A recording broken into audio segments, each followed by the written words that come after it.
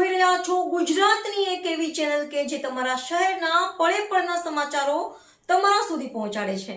સ્વાગત છે આપનું A1 અભિક્રાઇમ ન્યૂઝમાં। હું છું એન્કર અર્પિતા પટેલ।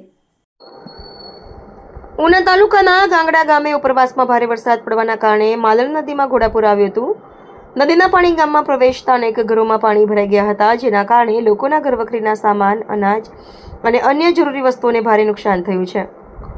પૂરની આ પરિસ્થિતિમાં કેટલાક પશુઓના મૃત્યુ થયાના પણ અહેવાલો પ્રાપ્ત થયા છે, જેના કારણે પશુપાલકોને મોટું આર્થિક નુકસાન સહન કરવું પડ્યું છે। ગામના અનેક વિસ્તારોમાં જનજીવન અસ્તવ્યસ્ત બન્યું છે અને લોકોને મુશ્કેલીઓનો સામનો કરવો પડી રહ્યો છે। ગાંગડા ગામના અસરગ્રસ્ત પરિવારોને તાત્કાલિક સહાય, નુકસાનીનું સર્વેક્ષણ તથા યોગ્ય વળતર આપવામાં આવે તેવી ગ્રામજનો દ્વારા સરકાર અને જિલ્લા તંત્ર સમક્ષ માંગ કરવામાં આવી છે। સાથે જ ભવિષ્યમાં આવી પરિસ્થિતિઓથી બચવા માટે પૂર નિયંત્રણ અને સુરક્ષાના જરૂરી પગલાં લેવા પણ અપીલ કરવામાં આવી છે।